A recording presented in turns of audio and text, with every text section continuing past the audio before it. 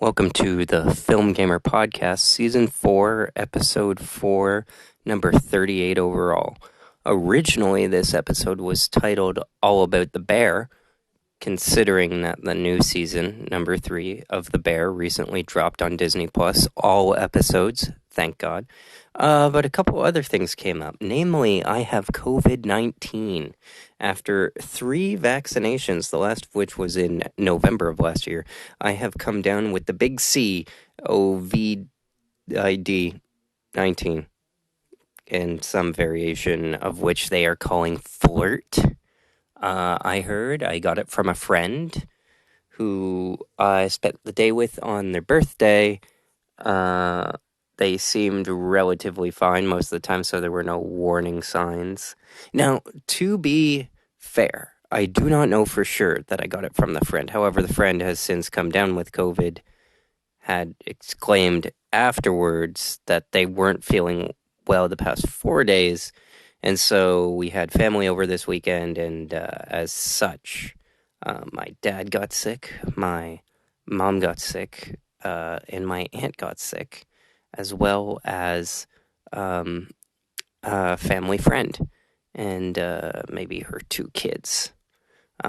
So I feel pretty bummed about that, to say the least.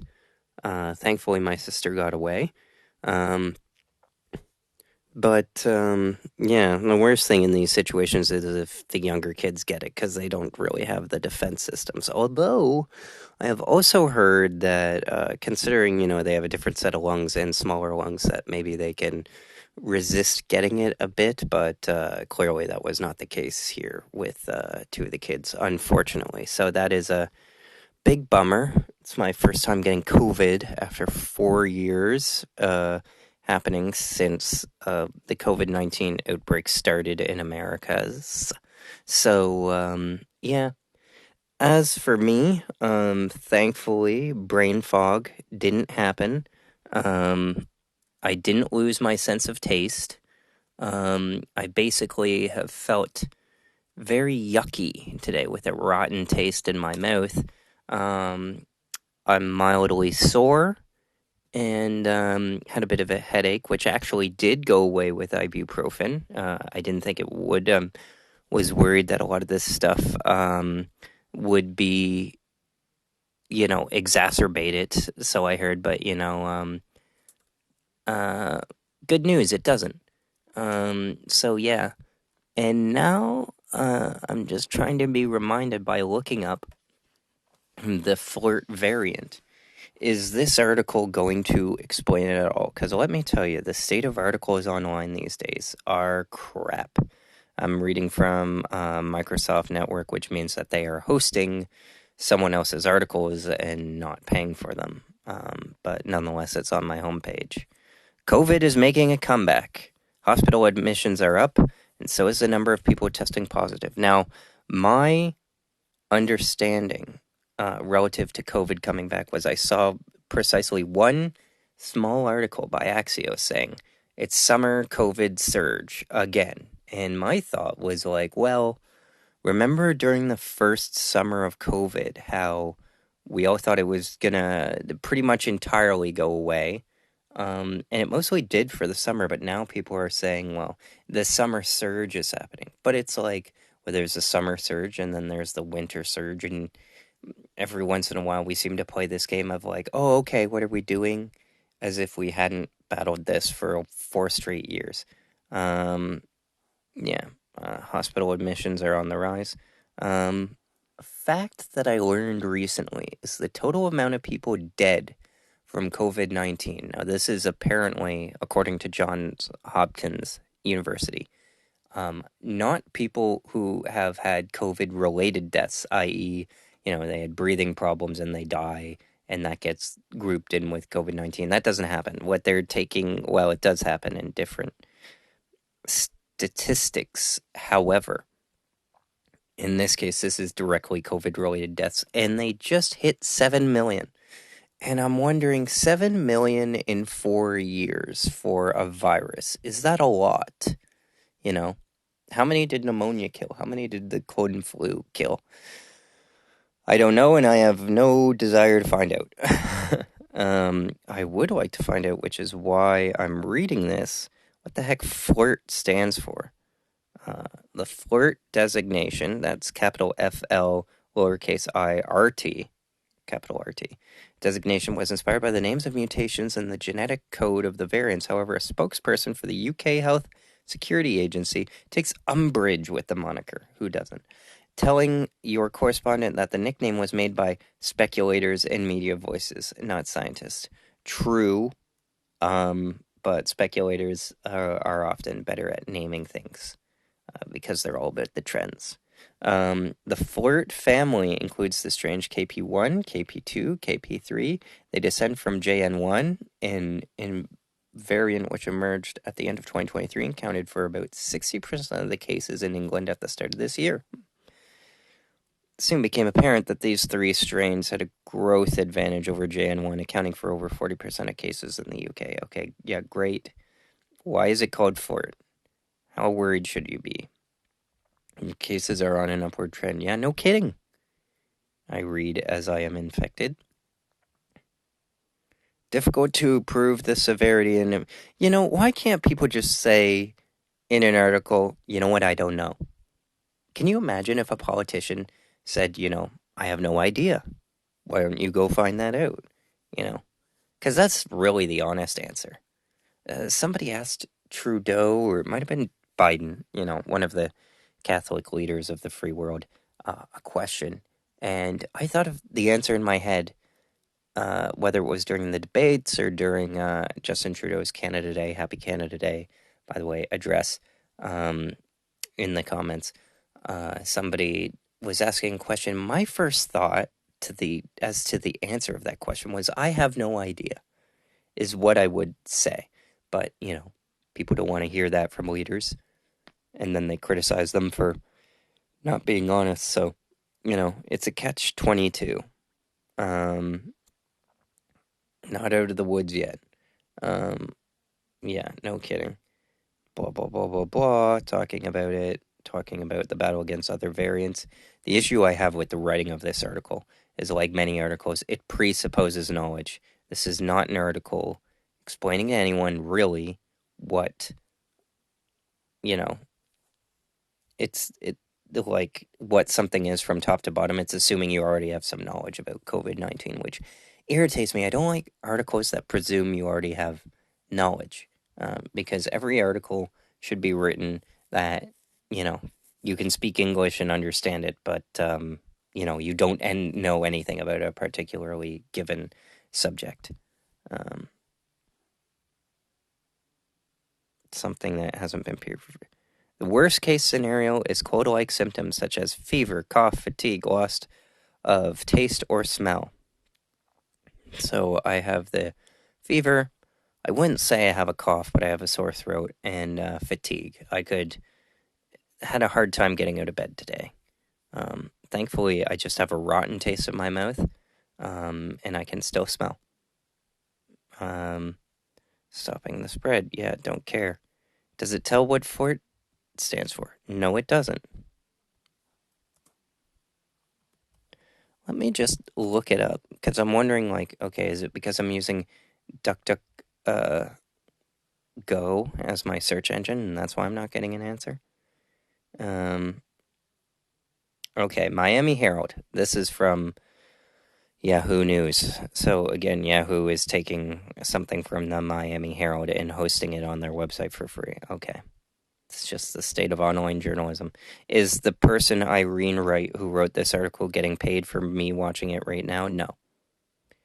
Very frustrating. And I was thinking today of suing a Canadian company who does freelance work. They require minimums, and I've applied to them multiple times under multiple different websites, and they pay about $18 an article and require 3 articles a week. Require, even though you're not an employee. How BS is that?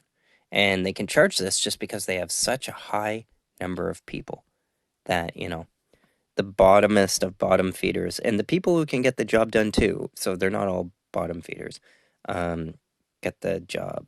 Anyways, I applied over a week ago, and I haven't heard back from them, which is frustrating because I had a piece that I was going to run on the bear, and I am now 8 episodes, I believe, into the bear. It's funny because the episode that I just watched was really boring. And the episode before that, Napkins, which Iowa Debris directed herself, and was written by somebody also other than Christopher Storer, who's like the show's creator and directed most of the episodes. You know, a lot of time like Mr. Robot or on Atlanta, Donald Glover and Hiro Murai directed most of the episodes and no one else did. But this is a show where the director creator has stepped back a little and had other people take over. So Napkins was a good episode. Legacy was not. That's the last episode that I've seen. So I'm 7 episodes into the Bears' 3rd season with 3 to go. The issue that I take online with how the bear has been consumed is that the day that I watched the episode, but before I watched the episode, a cameo was spoiled for me. Now, I don't really look at, a character or a person appearing in a movie or a TV show by themselves as a spoiler, but it is a cameo and it is a famous person, so it really annoyed me having them appear. Now, the way that my brother told me it was that, he dropped a few hints, like he was aware of the interest that I might have that might speed along me wanting to read it, and he dropped like a vague hint of like ghostliness, uh, or somebody you might have trouble seeing, and I kind of knew right away from there, but it was revealed in a way that I had to think about it, and so I discovered it for myself. So it wasn't like a spoiler. People say, "Oh, I spoiled it for myself." When you spoil something for yourself, you're not spoiling it. You know, when you have a chocolate chip cookie ahead of dinner, you're having that chocolate chip cookie. It's not spoiling dinner. It's just you have decided that the importance of the cookie is taking the place of the importance of your meal. And you make a deal with yourself and you say, you know what, I'm fine with that. I'm just going to enjoy my main meal a bit less because I'm more full. And that's what we're dealing with here. I was watching about 1 episode a night at 11 o'clock. And it was like when it premiered that night, like instantly I watched the first episode tomorrow, which is, I believe, one of the few episodes to have a score. They're big on licensed music, but this episode is scored by Trent Reznor and Atticus Ross, or it could just be Trent Reznor. I believe it's Trent Reznor and Atticus Ross, because why would they only have one? Yeah. The entire episode is sent to the same single piece of music, together composed by Reznor and Ross, yes, part of their 9 Inch Nails album, Ghosts 5, together. Yeah. It's all set to one song, which is very annoying because, okay, yeah, Together is the song. And it is a 10-minute song, so did they just extend it? That is my guess. So here's what I said to my brother. Reznor and Ross have won the Academy Award twice. Once for The Social Network in 2010, where they beat Hans Zimmer for his soundtrack to Inception, which is great, with their soundtrack to The Social Network, which is really great and kind of is less obvious and really digs into the themes of The Social Network. I don't like that score as much as the Inception one, but I get its win. Anyway, that's their first Oscar. Their second Oscar came with Soul, which was a Pixar movie, came out during the pandemic, December 2020. They did jazz compositions with John Baptiste, and that's what they won their second Oscar for. So it's kind of funny that they worked with Disney. You wouldn't, like, Disney is a theme park, so you wouldn't expect, real artists to work for that company. It's always surprising. But they won an Oscar with them. So I imagine, and I wonder, because, subsidiaries and whatnot, FX, who makes The Bear, is a subsidiary of Fox, who's a subsidiary of of Disney. I keep saying Fox because, FX Fox, it's so ingrained in the DNA. But it's not Fox. It's 20th Century Studios. But anyways, Trent Reznor, Atticus Ross win an Oscar for Disney. And then they basically probably get a call up in, let's see, when was this filmed? May 2024. Yeah, stars. Okay, I don't care about this, but I'm just wondering when they filmed this. They would have had to film it in the last year. I always forget, and it's so weird that, like, not only does The Bear release every single year, but it also, um, like, it releases every year and they drop all the episodes at once, which just seems like such a more of a foreign concept. The movies, or sorry, TV shows that have released one episode or all of the episodes at once this year, Mr. and Mrs. Smith, Fallout, The Bear, are my favorite TV shows. And keep in mind, I did not like The Bear season 1 at all.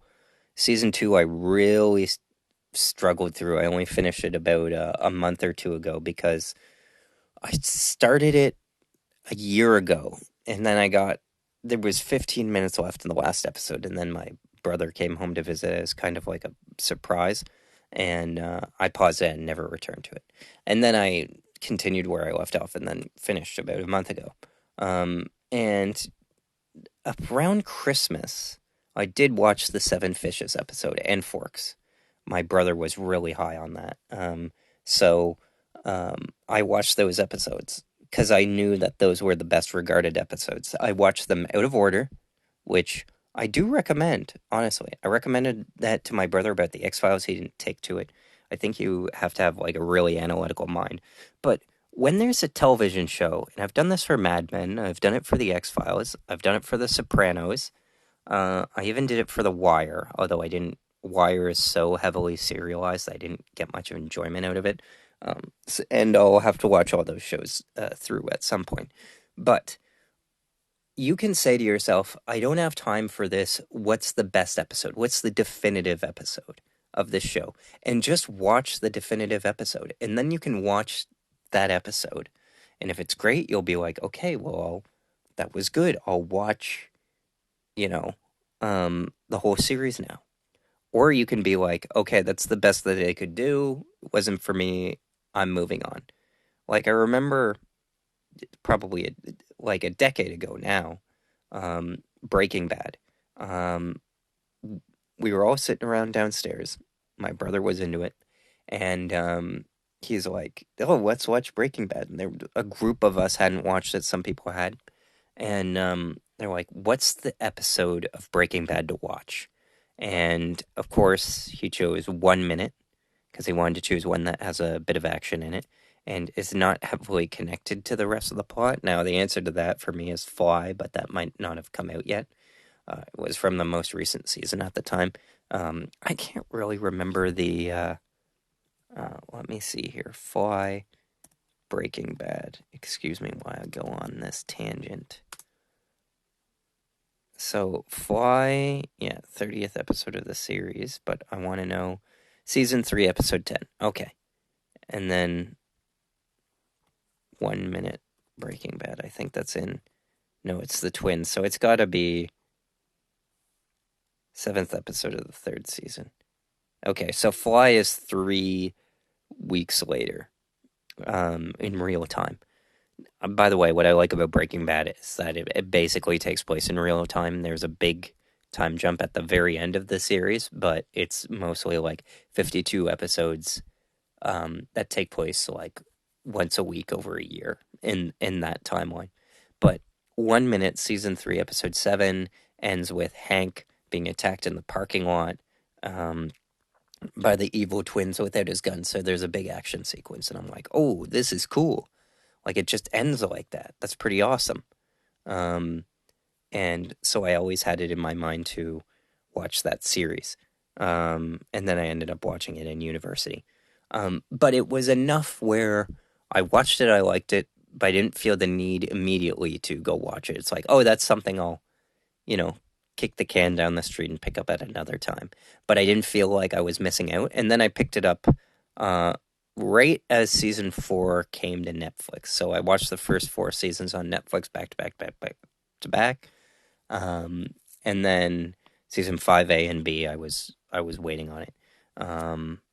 And with Better Call Saul, it's interesting because I watched the final season, but I skipped over the previous seasons, even though I rented them for my dad to watch, and he enjoyed watching them. He knows it better than me. Although I'm always good with like characters, and I can, oh, what's this? I can look something up immediately online if somebody like brings up something and know who they're talking about, like the Salamancas or whatnot. But anyways, with the bear, I like how it's dropping all at once, and it's good. It's when you drop a series all at once, it's a vibe. Um, I'll follow what John Landgraf, who's the current head of FX. So that they have Fargo, and they have a number of shows. The Bear, of course, being the main one. So, yeah. Oh my god, okay. The Bear is being ruined by one annoying decision. Let me guess, that decision is dropping all the episodes at once. The Bear has let it rip on season 3, serving up all 10 episodes at once, but our gluttony isn't worth the cost, nor does TV benefit of a stature. First of all, to Cameron Frew and everyone else who holds this position on Twitter and X, fuck you. I hate this take. Why, oh why, oh why? For whose benefit do we have to separate episodes, particularly these days when they're being treated as just very long movies? Like, what's this guy's argument? Let me guess. They want it to be released weekly so it can be better part of the social conversation. Most of the people who have this opinion are like in their 40s or older, and they yearn for the water cooler days when there were actual water coolers at work that people would just sit around and stand around and talk. Hey, did you see the new show last night? Blah, blah, blah. And I find this very annoying because let me tell you, those days are never coming back, ever. And the sooner we get over that, the better. You know what show I watched week to week this year? Another show by FX, Shogun. And let me tell you, because it was week to week, by the end of the 10th episode, I could not remember anything from the first episode. I could not remember the characters' names. I could not remember plot lines. And that's because it premiered in February and ended in late April, I think. And by then, it's just like, oh, I completely forgot about John Blackthorne's crew. Like, what happened? Then, they're raising the ship. If somebody watches that today, they download Disney Plus and watch Shogun, they will have a better experience than me watching that show. Because it's a very heavily serialized show. And it should basically be watched all at once. Like, every show post House of Cards should be released all at once and is consumed better at once. Breaking Bad survived because it released all at once on Netflix. And Bryan Cranston has said this in the past, like, yeah, we could have survived maybe an extra to season 3 because we were getting so much acclaim at the Emmys, but he was like, Netflix saved us. Like, it was the first show that Netflix really saved. Like, we can talk about revivals, and they revived Arrested Development, which was nowhere near as good, in seasons 4 and 5, which is unwatchable. I haven't even watched it. That last season. But like, people don't understand that, like, you watch a show all at once because it is designed that way. Like, you have 10 episodes, you watch all the 10 episodes. If you want to do week to week, you have to have more than 10 episodes. You have to have 13 episodes minimum in order for that model to work, because then you're getting into non-serialized storytelling, which is really what television is all about. Like, All of the TV shows that are releasing are basically glorified miniseries. And then you have like supersized shows like Suits because they run for about, I think, 9 or 10 seasons. I'm not sure which, but they have like 22 episodes or 15 episodes seasons. It gets confusing the way they did their breaks. But anyways, when you get into 13 episodes, which is what Hannibal had, or 22 episodes, which is what, the first season of Arrested Development had, or, 27 episodes, which is what the OC had. Those were shows where if you missed a week, it was okay. So the idea to go back to that, but then also have a show where every single episode is vital. And I would say every episode, because there's so few, of The Bear is vital. Except for this last episode, like the episode of Legacy was just like, did not care for it, my friend. Did not care for it. It was just boring. And what I hate is, it was one of those special kinds of boring where somebody else, my dad in this case, is watching the show with you. And you're embarrassed that you're watching it because it's not as good as it usually is. And you're in your head, you're like, I swear it's usually this pretty good, but it's not. And it was just like a super boring episode. Yeah. I'm just gonna bring them up because somebody can mention it and feel differently. The director is Joanna Kahlo, writer, director, and showrunner. She worked on Hacks, which I did not like at all from the first episode. BoJack Horseman, which is very good animation, different medium, but also the same, and has won, Writers Guild of America awards, Independent Spirit Awards, Producers Guild Award. Yeah. Is it gonna tell me her awards here? No. It's just gonna mention that she won them. Great. Okay, won one Primetime Emmy. Is it for Hacks? I'm guessing it's for Hacks. Is it for Hacks? It's for The Bear, because she directed a previous... Oh, she's a producer. So one for, oh yes, Outstanding Comedy Series. This show isn't funny, but it runs close to a half hour, so it gets put in as a comedy. And those are the Emmy rules. That is the extent of the Emmy rules. It's a half hour, so it's a comedy. Honestly, that is how they do it. And because of that, you have shows which are very tonally similar that you could flip around, where Succession, which is funnier than The Bear, wins Best Drama Series, and The Bear, which is unfunny, wins Best Comedy Series. And then you also have Beef winning Best Miniseries, which, oh man, I watched a few episodes of that and I just don't care for it. It is just, it's work. I don't care. I don't like the protagonists.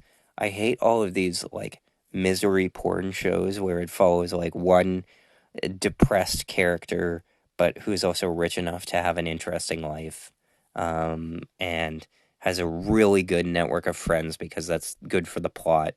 We'll refer back to our Friends discussion from a few weeks ago.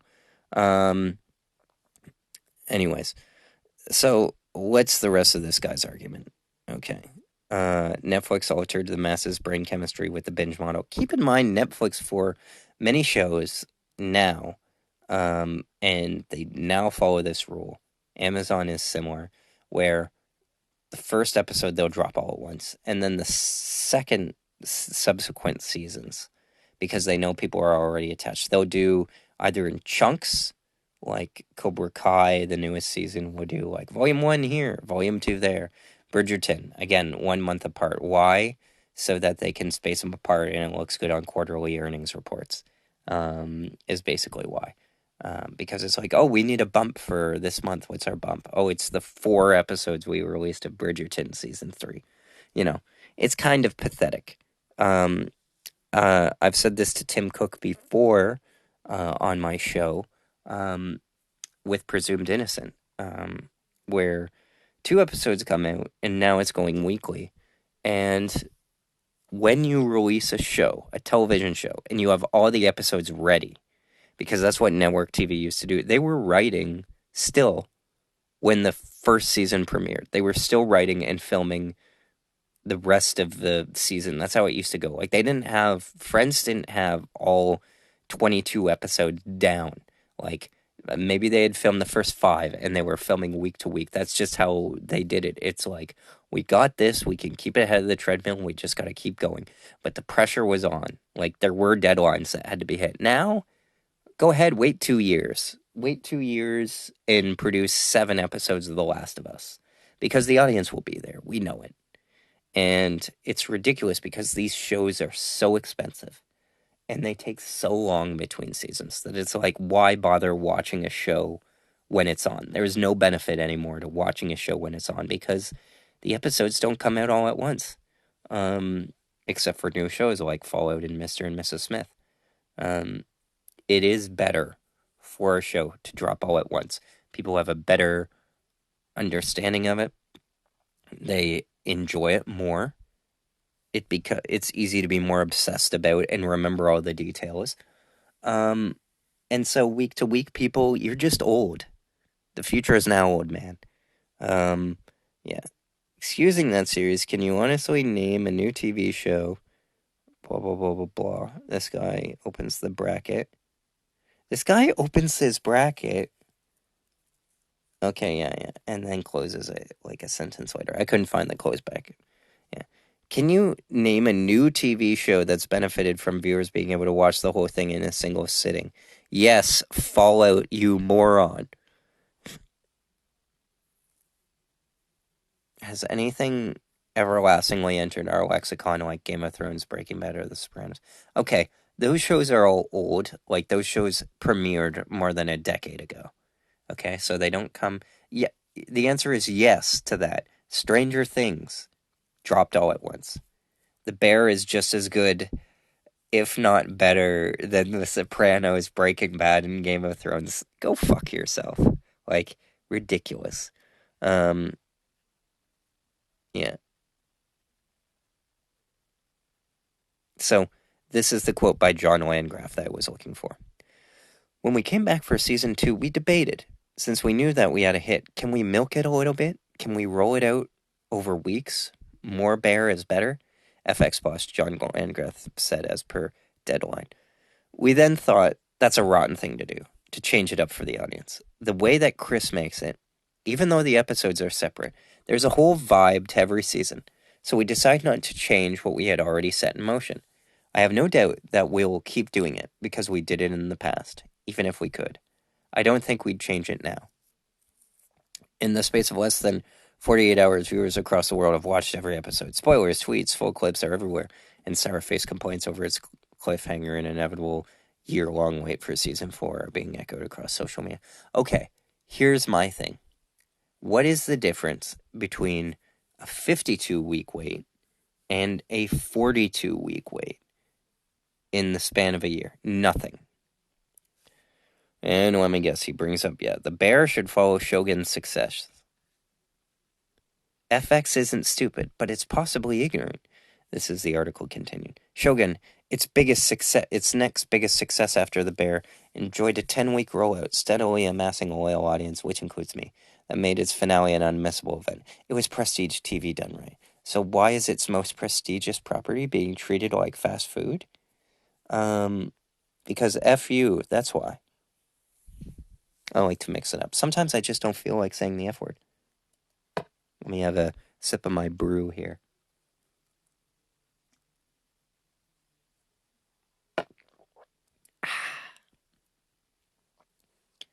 I still am working on the lager. I still have one giant tall boy of a can left from a party that I went to, which brought a lot of alcohol to it. Too much, I guess.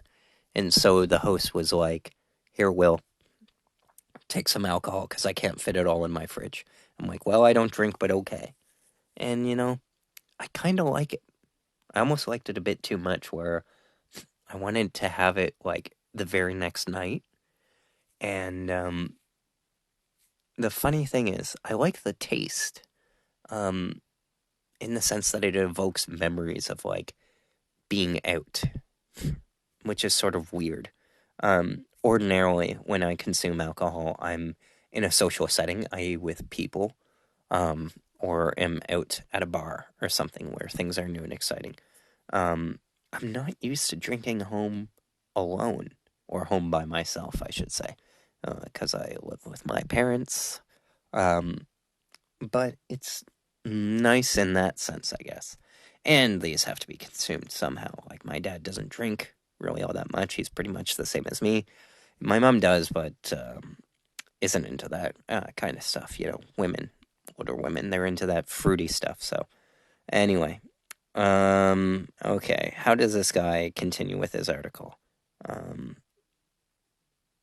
Because I really want to get this. Yeah. Okay, the poeticism of episode 1's Nine Inch Nails scored montage. 4 and 5's incredible guest stars. And Sugar and Donna's fraught, tender conversations in episode 7. Was that just the episode that I watched?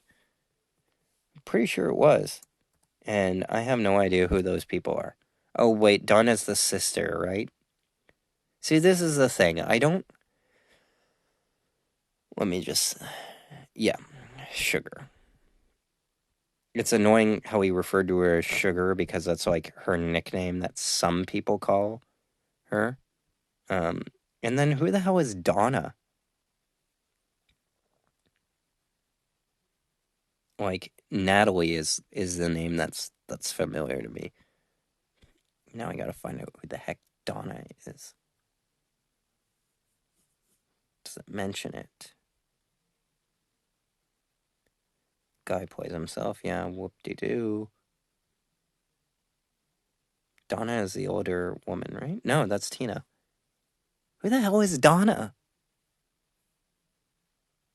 Like I just watched this, and it was hard to pay attention. I didn't have my phone on me. So I was watching it directly, and I was just in and out the other. I couldn't zone in, which is something because Iowa Debris' episode Napkins is so good that this is so bad that I had a hard time finding what the heck is going on. Let me review what the hell happened in the episode I just watched. Sometimes you have that where it's like every show has an episode where you zone out or don't pay attention. I remember this review from the AV Club of The X-Files, and the episode was The Field Where I Died, where Mulder goes undercover, and it's about catching a serial killer and stuff, and the guy was just like, yeah, when I watched this show, it came on, and I watched the first 20 minutes, and then I just turned the channel. I never watched it again until I had to review it for this website. I'm like, oh, I strangely relate to that. Yeah. See, I remember Sid resenting Carmi for undercutting her authority. I remember Carmi mentioning legacy a bunch. I don't know what this guy is talking about. Okay. Instead, because of blind allegiance to an already outdated model, it can only marinate as a whole. The entertainment cycle moves too fast for that to be effective. Take something like The Boys, which launched in 2019 by premiering all of the first season's episode. It was an incredible success, but Amazon recognized people's hunger and pivoted to a weekly release for the next season. The streamer has even found a middle ground, often dropping 2 or 3 episodes in the first week before switching to single episodes in the weeks thereafter. Yeah, HBO Max did that for Station 11, where they dropped the first 3 episodes at once and then went week to week. I sort of get that. The Acolyte isn't on the same level as House of the Dragon yet. Both shows are subjects of fiery debates every week. Well, Acolyte is Star Wars, so when is Star Wars not subject to a fiery debate? And House of the Dragon is a TV show on TV. Now, The Bear is like that, yes, but guess what? In Canada, The Bear premieres on Disney+, and because of that, they dropped all the episodes at once. So I would say, if you want to have a television week-to-week model, then release on television. If you're releasing on streaming, you need to release a complete product from the outset. You release the whole thing because all the episodes are out. There's no sense in being withholding. People will understand and enjoy the story more if they can watch it all at once. Having people have to fight for scraps going week to week is very annoying. And what is this guy's overall argument? Patience is a virtue and the bear is worthy of it. You know what? No, because I got time to fill, okay? Like, my nephews are coming again, and I won't have time to watch this, but because all the episodes are available, I can get pretty far into it and work on my review, which is what I will be doing. And I'll watch it probably episode 8 tonight, even though it's 10:45. So moving on, because I'll just say that the bear review is coming. That will be my next review for my FilmGamer.com. By the way, some house cleaning for the COVID variant storyline I was talking about is that the flirt name doesn't come from anything specific, but rather the FNL and RNT classes of the virus, which I don't even know how they, get into these BA286s and XBB 1.5s. I don't get it. But that's why it's called flirt, because FNL and RNT. Is this going to explain it more? Flirt variant. Because of the technical names for their kids. F for L at position 456 and R for T at position 346. And what they say is that you go about 2 to sometimes 14 days without noticing this one until symptoms come, which is kind of on the long side of it, which is why I didn't notice for a while and why my buddy Nate did not notice till about like day 4 when he tested positive. So, yeah, that's that. So, end of COVID. We're done with that. And wanted to just mention that I rewatched Star Wars Episode 3 for, let me see, 1, 2, 3, 4, 5, maybe the 6th time. And what I noticed this time is just how boring, after the first act of Star Wars Episode 3 Revenge of the Sith, when they go to space and they're fighting and they rescue the Chancellor, between that and then the section 2, basically when Obi-Wan decides to go to Utapau and fight General Grievous, is like a boring 45 minutes, even though it has the cool opera scene. But watching it with kids this time, we got, they were in it for like the first action scene. That was dope. And then it was 45 minutes in, and I was kind of thinking in my head, oh, this is kind of boring. And, the kid said, this is boring. And then my brother, who hates Star Wars, is like, yeah, no kidding. So, yeah, it has a bit slow moments in Act 2 until Mace Windu goes to arrest Chancellor Palpatine. Great action, though, otherwise. But it lacks the depth. Every time I see Revenge of the Sith, I'm always thinking there's going to be some depth to it. It's 2 hours and 22 minutes. The 22 minutes after Act 1 ends and in Season 2, like, that could have been cut out. But I was thinking to myself, like, this is one of my favorite movies of all time.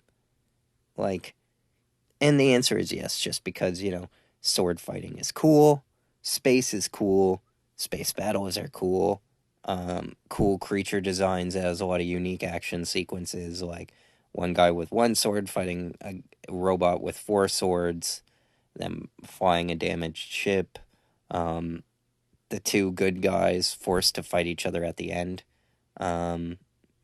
Was interesting because my nephew, who was really into it, like, he was into it the most. He wanted to keep watching it after the other 2 kids I was watching it with did not want to watch it. I will say that the one kid who wanted to watch it apparently did not get COVID, and the 2 kids who didn't want to watch it did.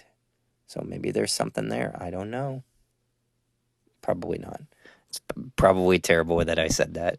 Fortunately, this podcast doesn't have a lot of viewers, so that's all that I've watched in terms of movies this week. I might have even covered Star Wars Revenge of the Sith. No, because I watched it on the weekend. Like, I think I ended at Knockaround Guys, which was the second to last movie that I watched in its entirety.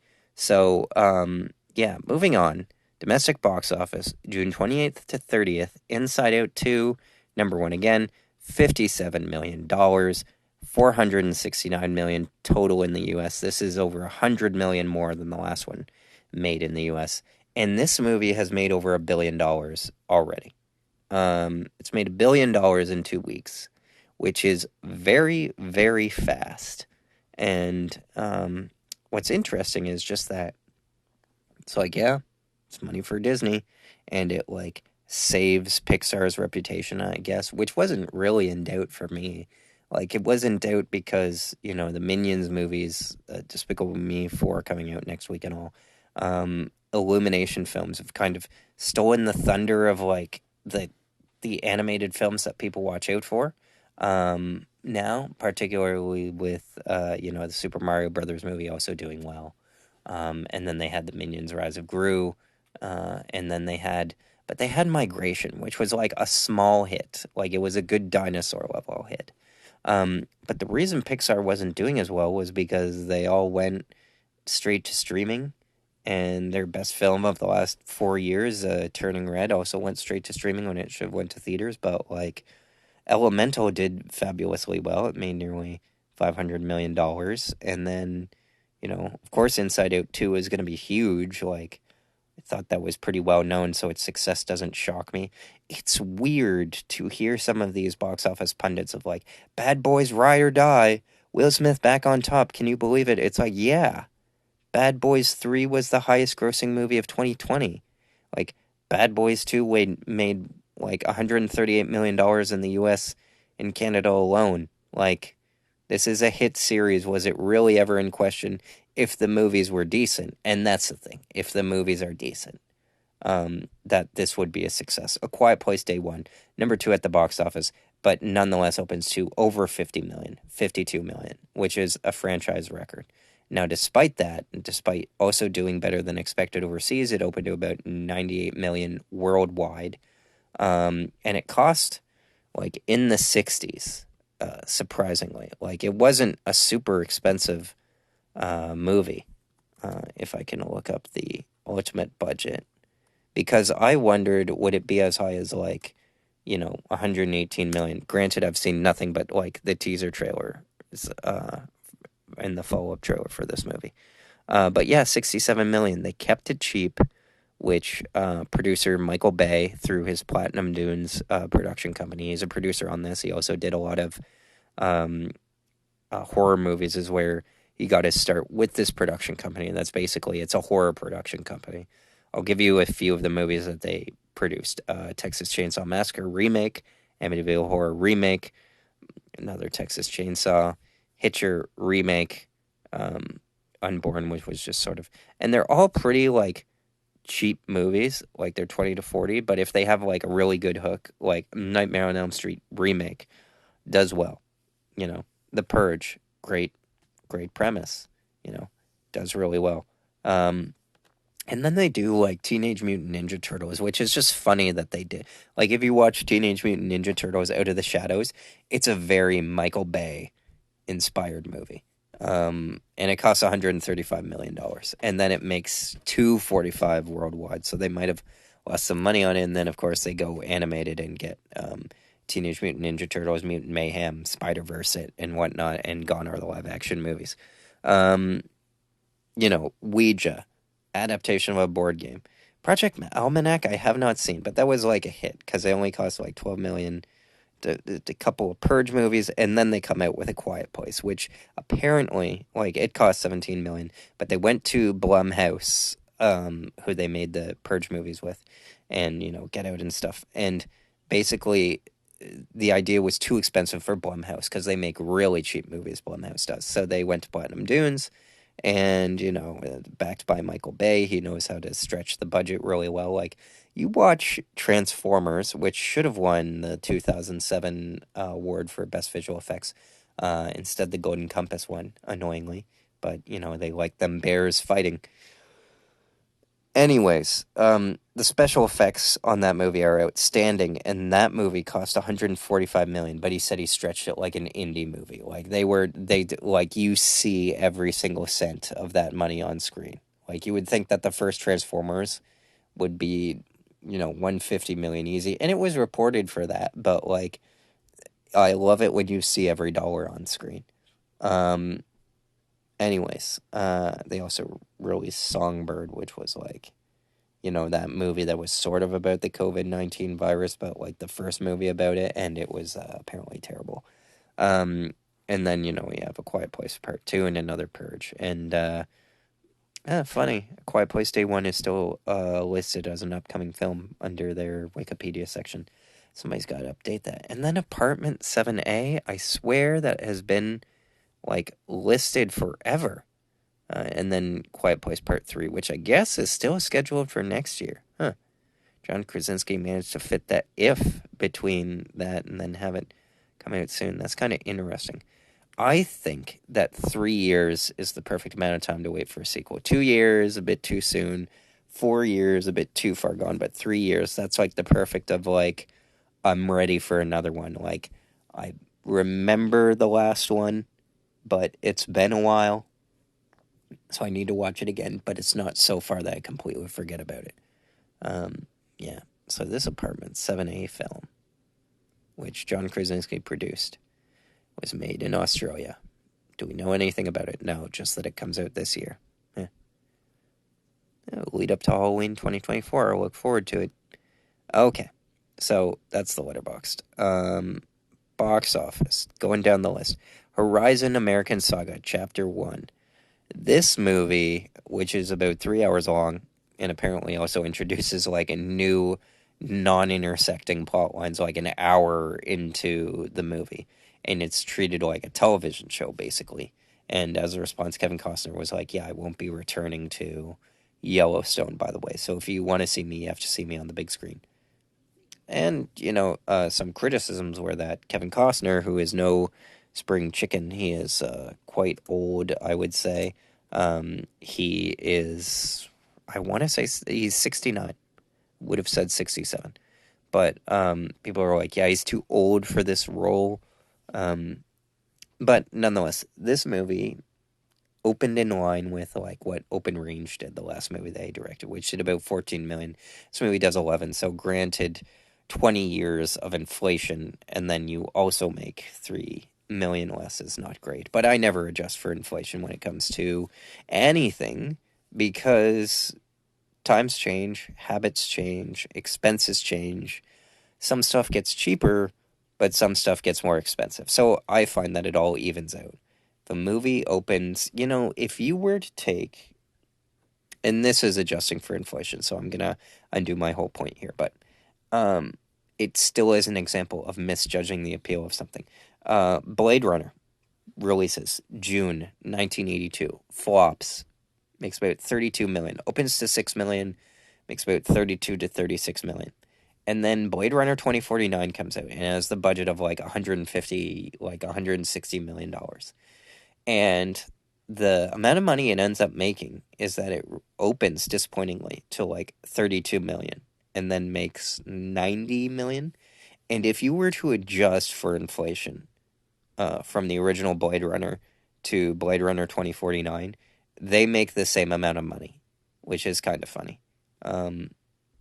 So, in a sense, it has the exact same appeal Blade Runner 2049 does, even though it's a much superior film to the original. It has the same amount of appeal in dollars and cents as the original does, because it's just habits don't change. That, and also Blade Runner 2049 was marketed terribly. I swear that movie, like, you do not need to have seen the first Blade Runner to watch it, but going by the marketing, it would presume that it's like super important. It's not. It's like a standalone murder, missing person, kidnapping mystery. It's slowly paced but never boring, and it's Denis Villeneuve's best film, so you should watch it. I've seen it a number of times. Great music, great set design. It won for visual effects, and I believe set design was the other one, or it could have been. something different. Oh, the fireworks are back at it. I find as a kid you love fireworks. I remember going to see the fireworks show at Six Flags Darien Lake. And then today when I heard these fireworks, just put this up if you can hear it.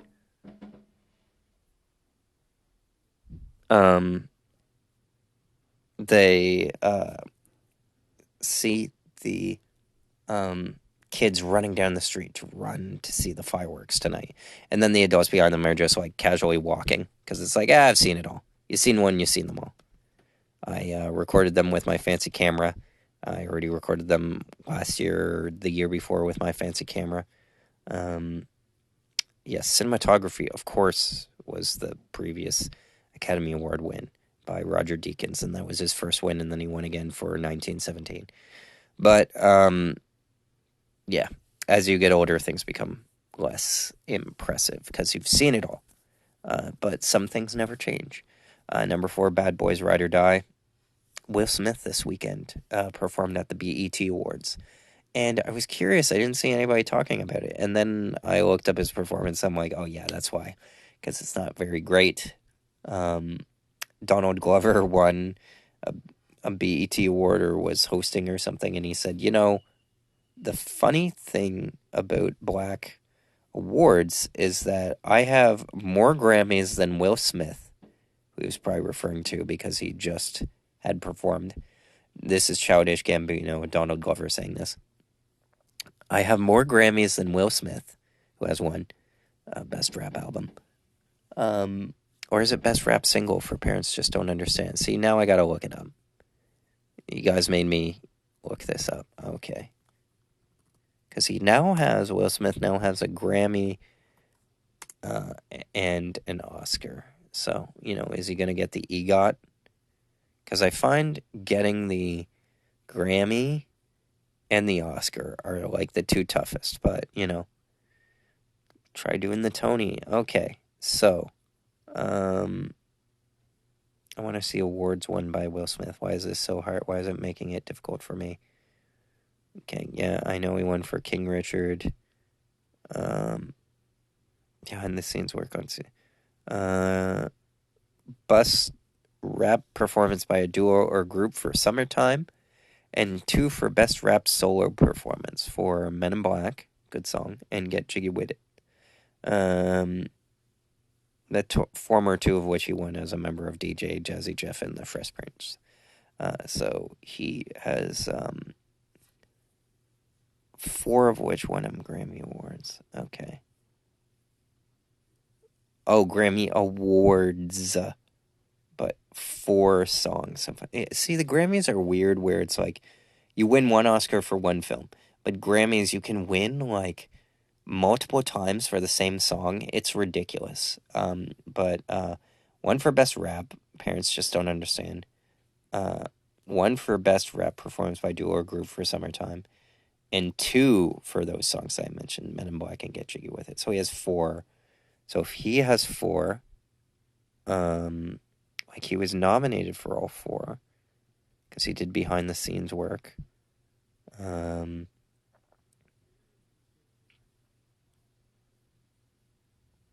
Tony, Best Musical, Fella, or Fila. That was like 14 years ago. Never heard anybody mention it.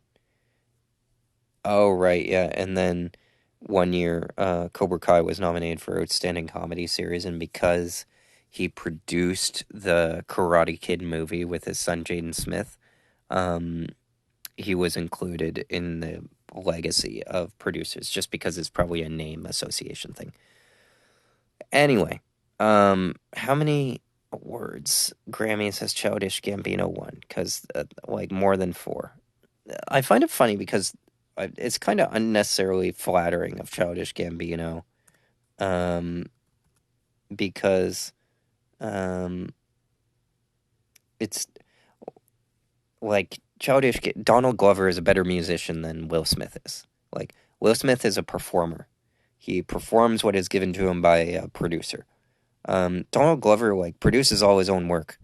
In fact, during this time when he's making this speech at the BET Awards, People were like, "Oh, it's good to be reminded that Donald Glover is a comedian." Uh, with what he's saying. So if I can now go down to uh, influences, don't care. I want to find a list of awards. Okay, yeah, it's in the. It leads with that. He has won an Emmy, yeah, Best Television Series Musical Comedy for Atlanta, Best Actor. Good for him. And then he has won 5 Grammys. But This Is America, which he won Record Song, Best Rap Song, and Best Music Video. Good music video, by the way. And then Best Traditional R&B Performance for Redbone. So that's 5. So good for him. Yeah, as far as tragedies in terms of Donald Glover winning more Grammys than Will Smith, that does not register. I wanted to bring something up because right after I paused, I blew my nose. And I just wanted to ask this question. Um, you ever sneeze and you know you spilled some, but you're not sure where the snot went? That's kind of where I am right now, but I'm wearing like a white shirt, and it kind of like I saw some, and then it like spilled, but then I didn't. I can't tell where it went. Like, did it go into my shirt? I'm wearing a white shirt right now, so it's like, oh, am I gonna move it and then I'm gonna feel it? You know, pray for me. Um, An Indian movie entered the top 5 or premiered in the top 5. Kalki 2898, about a modern day avatar of Vishnu, a Hindu god who is believed to have descended to Earth to protect the world from evil forces. Great for it. 5,000 per theater average on that one. By contrast, Inside Out 2, which opened way wider, and about like, we're at the stage where we're at like 4,400 theaters. That's insane. That's like actually a lot. Like back in like 2000, in the early 2000s, when movie theater attendance was at its most, like 3,300 theaters were the most. So the fact that we're doing like 4,400 theaters, like some theaters closed due to the pandemic, but not a whole lot. Like all 3 of my theaters in my local town survived, so that's good. But the this movie opened in 1,049 theaters, which is a pretty good release. Hooray for the market. And I find that most Indian movies tend to be CGI muck fests, at least for the action ones that enter the top 5, or just in general the movies that enter the top 5. And there was a movie that came out a few years ago, RRR, which won Best Original Song, deservedly so, because that song plays like in the middle of the movie proper, rather than most of the original song winners, which like are the first song that plays at the end credits, which is like kind of a cheap move to win an original song. Like, Titanic won Best Original Song for My Heart Will Go On, and it plays like in the middle of the movie at a crucial point. That's what makes good music. So they're more musical in that sense. But yeah, both the Indian movies and the Chinese movies, the movies made in China that are like big hits, they're all CGI muck fests. Like, it's just like not super realistic, but like people tend to like glad hand it, and it's like the reviews for RRR, which granted you can tell that it's made by like a person's vision, like an individual person's vision. So that's what people are responding to. And then part of it is people are responding to what a big hit it is. But what irritates me about a lot of the movies, yeah, particular in this online age, are that people like really glad hand this stuff of like, yeah, isn't it so great? This movie's awesome. And then it like liberal talk kind of gets into a thing where if you like were to see it and not like it, it's like kind of racist or something. Is it really? No, it's not. And then I watched something on TikTok today, and it was like somebody. It was a clip from a movie, so it wasn't real, but it was like the kid responding to the mom or something, saying that something is racist, and it's was very much not. It was just about race, and we gotta kind of King Biden is trending. We gotta kind of look at when something is about race versus when it's racist, because I find, by definition, growing up before I really knew, I thought that racism was just like hating somebody because of the color of their skin. Uh, but there's a more advanced definition that I learned in university, that it's on a bigger level. Institutionalized racism are about uh, a system of oppression that basically holds back somebody or holds against somebody because of their race. And it's kind of confusing now because people define race as like a lot of different things, like by creed, like, the Jews are a race. They're also a religion, a belief. They're also like a region. Um, Maybe that's why they're so hated, because they keep taking so many categories. um, Anyways, it's an under the radar joke, by the way. Because I remember on Reddit somebody once saying, like, I am so tired of people confusing race with religion, with country and culture. And then the top comment was like, tell that to the Jews. You know, um, Amusing stuff. Anyway, this is a long ways away from like the movie and box office and stuff, but I guess in a way it like relates to the cultural moment. Every one of these things, Horizon included, appeals to a certain set of people. Um, like, so you have an Indian movie which makes 5 million, and you have an American white um, colonizing. It's literally about colonizing, and I don't mean that in a negative way, just in the historical sense. Make 11 million. And then you have a genre film, like a horror alien invasion movie, make 52 million, which is just because it's marketed as a blockbuster. Like, it's Paramount knew this was an important movie for them, and Quiet Place is an important franchise for them. And, they hired one good director. He walked away because he wasn't able to make the movie he wanted, creative differences, and they hired another director who maybe was like less experienced, maybe would make a less good movie, but still turned out to be a decent movie. Like, apparently it's about something. So I look forward to watching Quiet Place Day One. However, even though its digital release, which was announced for 29 days from now, July 30th, this movie opened at 98 million and is coming to premium video on demand in 29 days. So I guess it didn't make enough money, or Paramount realizes that like they can make more money somehow if it comes to video sooner, video rental. Uh, they make more from video rentals, VOD, rather than movie theater tickets. Um, it's just that sometimes when the movie theater tickets, when they last in movies a long time, it gooses local digital sales and, home video sales and stuff like that. Like, people see, oh, I heard about that coming out to theaters, and then it comes on video. It's like, yeah, I heard about that. I'm going to see it. Um, and as well, I find when a movie releases in theaters, like with a proper release, to me, a proper release is when a movie lasts more than 2 weeks, 2 full weeks in theaters, and then doesn't go directly to video. There's like a kind of like a waiting period. Like, I would say 90-day window minimum. Although they do it a lot sooner now. Like, The Quiet Place, I would like ordinarily would come out in October before, COVID.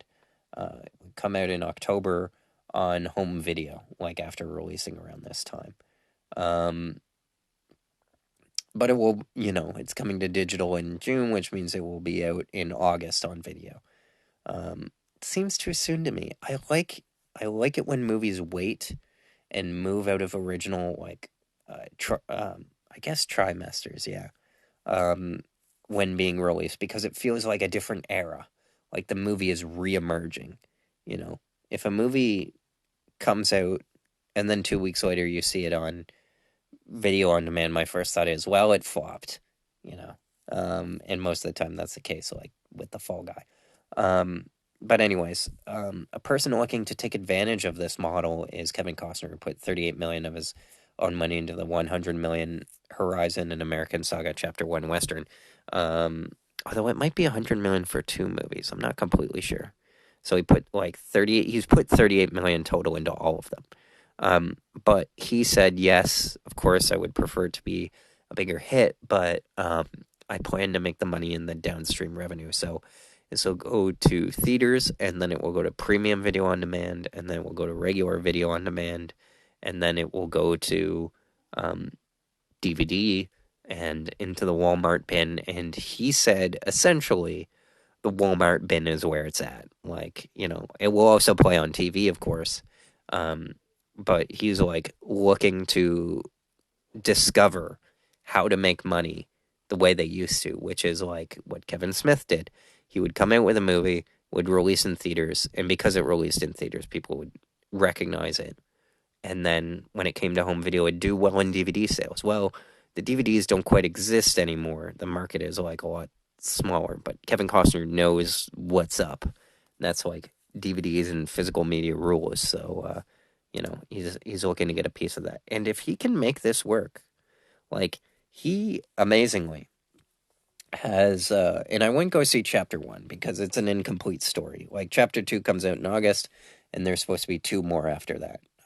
He's just started doing 3, but he's started the promo tour for this movie, so it'll be interesting to see. And he's putting up his own money. It's so fascinating. I love it when people put money back into the economy. Like this is a guy who has made, quite a number of hits over a very long career. And this is him like betting on himself. And granted, the people criticize like Kevin Costner himself is too old for the lead. The movie is too long. It doesn't exist as a standalone story.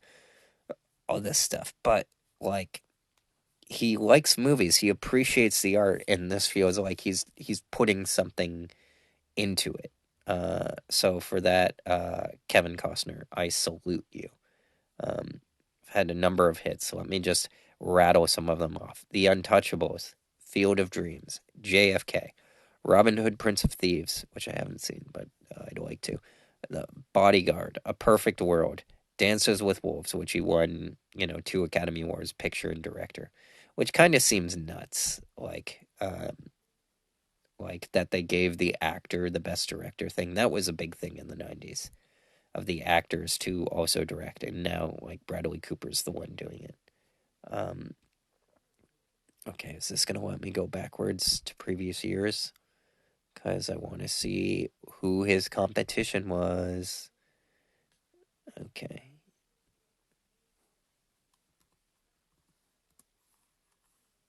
Now I have to guess. 65th Academy Awards. Okay. That was the Unforgiven year. Okay, if I do 66th.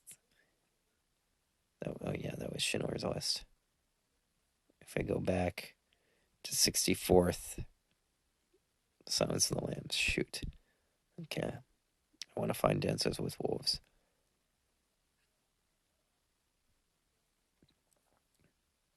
It was the Braveheart year where they gave it to Mel Gibson. What year did this guy win? See, now we're getting into English patient territory. We're too far. Titanic, we're too far. It's kind of the movies that won. English Patient winning is ridiculous because it's not a great movie. It's like a very well done movie, but it's not great. Great performances, great cinematography by John Seal. I mean, I brought it up probably in a previous pod. Let's see if it won Best Picture. So it must have won before Silence of the Lambs. Yes, 91. Yeah. So this was like old-fashioned stuff. So Francis Ford Coppola was nominated for Godfather for Part 3, purely on the strength of Part 2. Then you have Martin Scorsese for Goodfellas. That should have won 100%. I haven't seen a Reversal of Fortune, though. I haven't seen The Grifters. Stephen Frears is one of those like Academy Award guys who shows up every once in a while with like a social issue movie. Some other movies that got nominated for Best Picture but didn't receive Directors Awards were Ghost Really solid movie. Like, really solid, interesting, high concept movie that's, like, very of its time, but, just solid premise. And then Awakenings, which is a shit movie. Like, Robert De Niro going for his Oscar, Robin Williams going for his Oscar, two great actors just going for the hack job. Yeah, Scorsese probably could have won that one, and Dances with Wolves could have won Best Picture, and Costner would still have his Oscar, and Marty would have won his earlier, but it doesn't matter because I don't think that Marty would have made The Departed had he won for Goodfellas. I think his career would have went in a different direction. But nonetheless, uh, at the Academy Awards that year, Dances with Wolves won 7 Academy Awards. Picture, director, adapted screenplay by Michael Blake, who also wrote the novel. And in fact, you can hear on Graham Norton, there's a funny story Kevin Costner tells where his buddy, Michael Blake, lived with him and his wife for a number of years.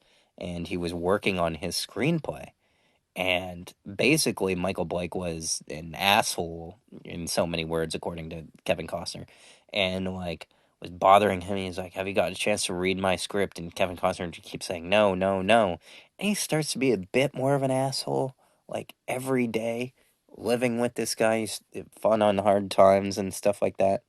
And Kevin Costner says to him, "Oh man, you gotta chill." And Michael Blake's all like, "The system doesn't get it, man. Like the man doesn't get it. All Hollywood wants to do is churn out crap."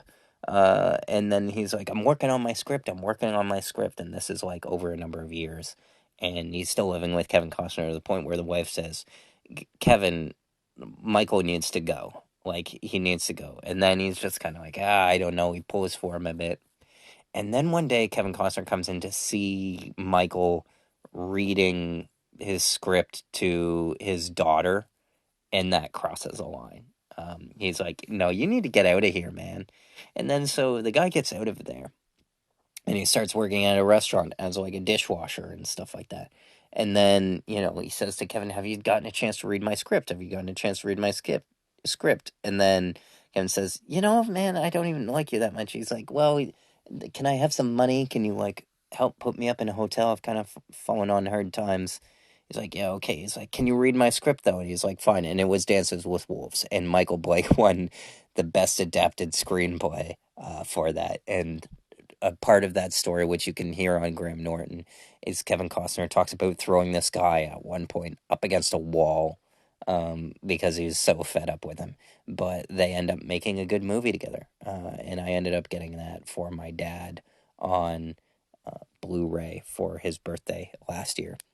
And the other reason why I recently paused this podcast was my dad is listening or watching Mission Impossible 3, and it was the scene which is my favorite Tom Cruise scene, where he is useless, chained to a chair, and yeah, opposite Philip Seymour Hoffman, and can't do anything.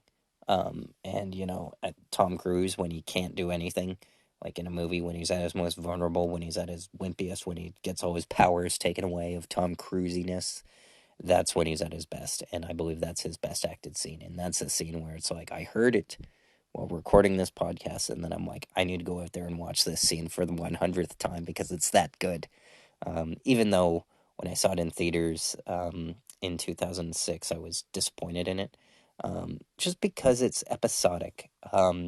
It's well written, but it feels part of a piece. It doesn't stand on its own enough. I really wish the director, J.J. Abrams, and Tom Cruise would reunite, because J.J. Abrams' visual style is a lot more controlled now. And annoyingly, that was his first movie. So he does that. And then 2 years later, he does Star Trek, which has a bit of the shaky cam and lens blur. And then he does, in 2011, Super 8. And then in 2012, he does Star Trek Into Darkness.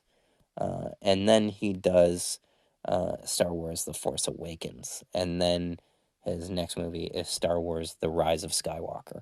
And those are the 5 films that he has done in his life. And as a result, his best movie is Super 8.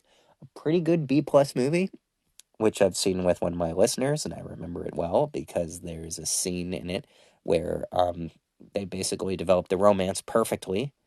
But Elle Fanning is in it, and she's like a terrible romantic scene partner. And like go through it, and then there's an opportunity for them to kiss, and then they don't. And then right then, my buddy said to me, I wish they kissed. And you know what? I do too.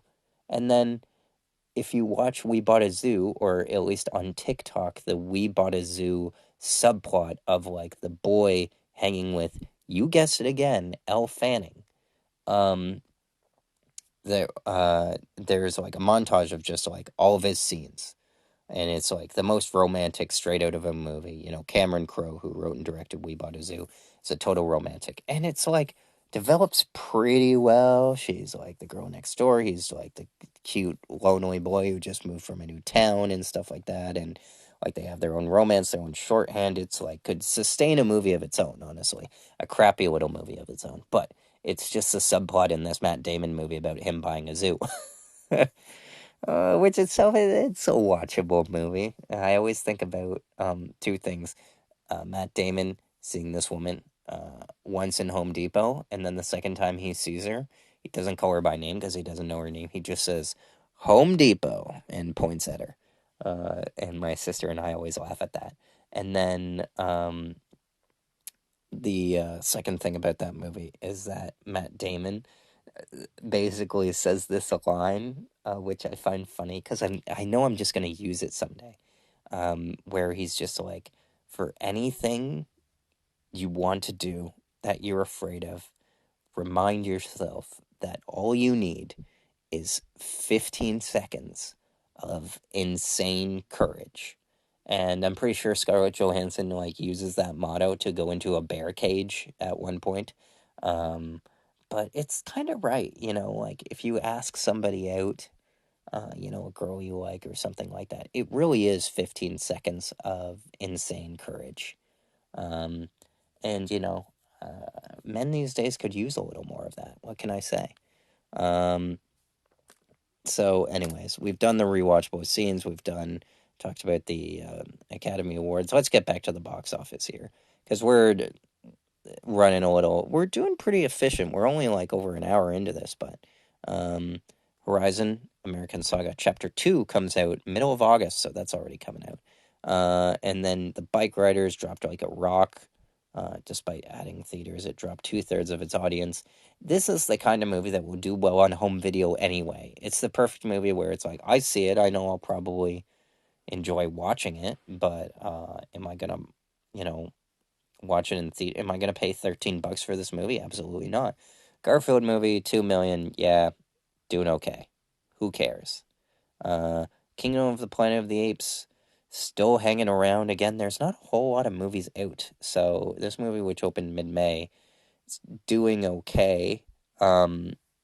It is at 168 million, which the 2001 Planet of the Apes, when attendance was highest, it was at 180 million.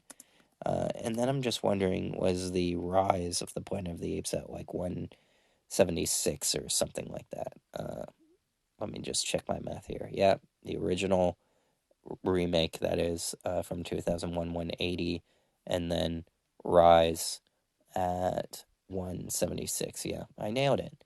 But that one made 481 worldwide, and this one, which costs significantly more than that, made 391. It's edging towards 400 million, but it doesn't seem like a lot to me. It's like the perfect, like a single baseball base run hit, and they kind of needed a double to justify it. But it being a part of a franchise, they'll be like, well, we can package it with all the other movies. It'll do well then. But I wonder if will they come out with another one immediately or not.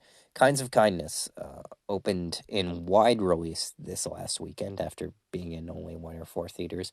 490 theaters. Did all right. 3,000 per theater average, though. It seems like a movie that only hardcore cinephiles really enjoy because it's like 3 separate stories, has nowhere had the impact of, the last movie. that Yorgos Lanthimos directed that is The Favorite and Poor Things. However, it seems like the director and his star Emma Stone seem to like just be really aware of that. So you sit back and relax about that, and then just kind of take in the Jesse Plemons of it all. Jesse Plemons is in this. Somebody said they've praised his performance in this, and they're like, he is the next Philip Seymour Hoffman. You know, he started off looking like Matt Damon, but now he's the next Philip Seymour Hoffman. So that's good to know. So like once you know that it's like a minor work going in, and you set your expectations for that, maybe you'll enjoy it more. His next movie he's already set, and it comes out not this November, but the November after next. So, I mean, I'll see this when it comes to Disney Plus. I got to get my Disney Plus subscription worth it. So far, I've watched The First Omen and The Bear, and I paid $120 for the year, which means that I should pretty much not see any Disney movies in theaters and just wait for them to come to video. It's probably what I'll do. Yeah, and that's the top 10. Number 10 is a movie called Jet and Juliet 3, which I have no idea about, but it has a 10,500 per theater average. And guess this. Yes, another Indian movie. Two police officers from Punjab travel to London on a mission that proves more complicated than expected. So good eating for Indian Americans. Yeah. And then also worth noting at number 17, Daddy-O, which came out at Toronto Film Festival last year. Good reviews. Sony Pictures Classics buys it. Released in 628 theaters, $675 per theater average. That is not good. I feel this movie should have released deeper into the summer. But yeah, not many milestones this week, so I will move on to Rotten Tomatoes because a couple reviews of movies are coming out. Despicable Me 4, the reviews are tepid. And annoyingly, Despicable Me 4, the way that it works on Rotten Tomatoes now, is that you can see the critic reviews, but there's like no consensus. So it's just kind of like, yeah, it's fine. It's a bunch of non sequitur jokes. I know it's unfair to be disappointed, or it might be. I don't know. I wouldn't say unfair. It seems unfair because I'm not judging it for myself. I'm judging based on reviews. But the reviews for Maxine, with 3 X's in it, it is the third movie in the X trilogy by Ty West. The second one being Pearl, which I liked. Surprisingly liked. I mean, I was looking forward to X, but then I'm like, okay, well, if Pearl takes place like however many years before, like half a century before, how is it going to be any good? And then it was just surprisingly good because it seemed so restrictive, taking place in like 1922, but that fit the setting well. X is like your typical horror Texas Chainsaw Massacre send up. And for Maxine, it's digging into the Reagan era of 80s horror movies. And surprisingly, in the 70s of the Giallo horror film, that was X, and then the 20s, which is a bit more into that, and then a mix of silent films and stuff are like clear influences, but the 80s horror movies, which to me are the 80s slashers, are like what I think of when it comes to horror movies. The Friday the 13th, the Halloweens, the Nightmare on Elm Streets, and then the John Carpenter stuff. That's what I think of it, the rest of the John Carpenter stuff. And it's just, that's a hard grip to get. And based on the reviews, it's just kind of like hodgepodge of ideas, a lot of clever work being done here, but it's the weakest of the three. That disappoints me. It disappoints me because I was really looking forward to Maxine. And I'll still watch it. It's just my expectations won't be as high. Maybe that's in a good way because they'll be lowered and they'll say, I'm like, it wasn't so bad. It worked for me. Quiet Place Day 1, 85%. Grounded in Raw Humanity by Lupita Nyong'o and Joseph Quinn. This sideways entry in the A Quiet Place finds fresh notes of fright to play amongst the silence. So they hired a director who knew their ABCs and they had a story sort of worth telling. Good for them. Kinds of Kindness, 73%. Again, it's like a respectful nod from everybody. Cold-Hearted Triptych, which is like 3 stories, brimming with caustic wit, Kinds of Kindness is a Yorgos Lanthimos that is most misanthropic and bitingly funny. And I would say, his movies are amusing. His sense of humor. If you've seen The Lobster, you can see it's like, haha, it's ridiculous. But like when Rotten Tomatoes says something is funny, it is not. Not at all. It's kind of like clever, but like it's like, oh, this is howlingly funny. It's side-splittingly funny, according to the critics, which means that it's not funny at all. It's just like clever, and there's a difference. Okay. Kevin Costner's movie Horizon, an American Saga, 42%. Not that many people care. But Kevin Costner doesn't lack for ambition as he sketches this frontier saga across the widest of canvases, but Horizon's first chapter proves too diffuse in scope for it to satisfy it as a self-contained endeavor. So what I think is going to happen if they finish the legacy of Horizon is that it really will, it will get sold to a streaming service for a historic amount of money, like Netflix or somebody. They can just buy it from Kevin Costner once he's done all the work for them of making it, and then release it all at once, and then put a stamp on it as if it's branded as their own film. Will Kevin Costner take the money for that? I don't know. But if anybody could negotiate like a DVD release or something with those rights, it could be Kevin Costner, and that could pave the way. Like he's writing a new release strategy for movies because it's been a while since I've redrawn the plans of Oppenheimer did well on DVD, and it was one of the first to do well on DVD in a while, but no one's really run the gamut of does well in theaters, does well on DVD, does well on streaming, like all three. So I'll be anxious to see if Costner can pull that off, at least for the last two. Yeah, what else do we have for reviews? Because I want to get to, I love how the NBC Paris Olympics opening ceremony is on here. It's ridiculous how Rotten Tomatoes, it just gets more unusable every day. House of the Dragon, 90%, my ass. What a boring show. I didn't even watch the most recent episode on Sunday, partially because of COVID, but partially because I really don't care anymore. But it's something to watch, and I don't have much to watch, so maybe I'll watch it. The Boys as well. It's like 94%, but I think that's overall the way that they do it, which is very annoying. Boxing in the political arena with a bloodied smile. The Boys' fourth season is grim and even a little glum while holding up a cracked mirror towards modern society. Yeah, well, that means nothing. And then you have a family affair that Zac Efron and Nicole Kidman, where two plastic people get together, and it's a surprising romance that kicks off. Nothing surprising. The setup of this movie, which is written by Richard Lagrevinas, who I believe won an Oscar, if I can find it. But he won an Oscar as a writer, and then he's since directed and done okay. No, he was nominated for an Oscar. He didn't win. Okay, but he was nominated for. Let me see here. The Fisher King. Okay. Well, that's kind of. Was that adapted as well? I'm pretty sure. No, it was original. Good for him. I mean, I just remember seeing one, and it's a Terry Gilliam movie, if I'm not mistaken, it on TV, or it might have been a clip from when I saw it on CNN. And it's just Robin Williams covered in fog in the middle of a city, and he's being chased by somebody on horse. And I just remember that image strongly of this is a movie about a guy with delusions, which is every Terry Gilliam movie I've seen.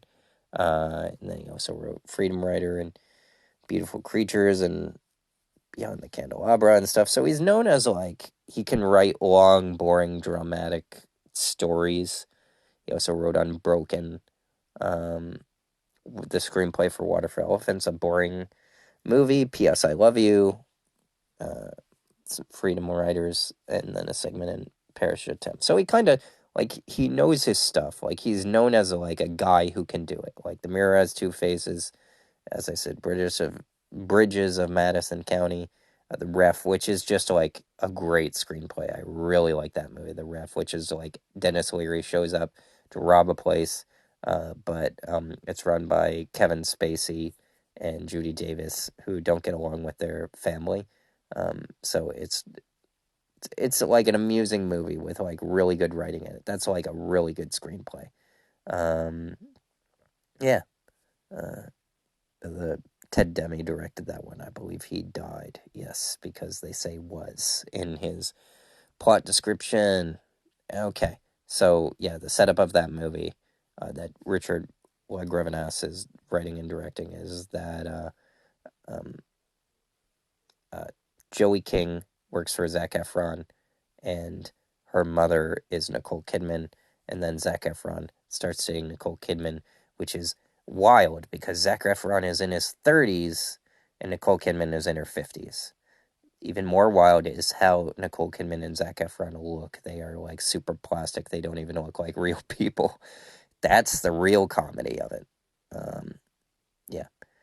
Anyways, what else have we got here that we can review? Like, is there anything that's like, this movie is really good, like really, really good, that we can look at? Like, the reviews aren't out for Twisters yet. Bike Riders, somebody described it as a solid 3.5 out of 5-star film. So, Long Legs, the first reviews came out, actual reviews, because like a lot of the reviews are like, this is amazing, but they're like reviews that critics give on their way to the snack bar, of like preview reviews of like, okay, and this is what Neon did for their marketing strategy, where they basically took people to the movie, people who are like horror enthusiasts, genre enthusiasts, show the movie, and they're like, okay, you can say what you want about the movie. If it's good, like, so you can write a review if it's good, basically. Or not write a review, but you can say what you thought of the movie if it's good, which is kind of like a iffy thing to say. But it's like the alternative is that the reviews won't come out till now. But anyways, the reviews are out. What do the top critics say? Because we need people who. So Katie Rife, who's done a lot of work, AV Club, here she is for IGN Movies. There are moments when Long Legs feels like a movie you've seen before, but with an evil filter laid over it.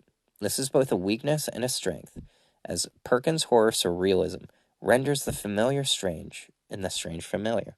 7 out of 10. And then a 4.5 out of 5 from Megan Navarro, bloodydisgusting.com. Long Legs gets under your skin and stays there, immersing you so thoroughly in the repulsive, discomforting nature of evil through terrifying imagery and a tactile atmosphere that it's unshakable. Interesting. And then do we have any other, like, let me get a dissenting opinion in there. Well, there aren't any. What's the lowest review that it gets? That somebody rates it. Is it that 7 out of 10? I believe it is. So it'll do well. It'll review well. I hope it's a breakout hit of the year. I will say, going on in the room next to me, Mission Impossible 3, is there a higher compliment that can be given towards a movie than when you choose to see a movie? Choose. And I don't mean like your friends are going to the theater, so you got to go with them even though you saw it last week, because people do that.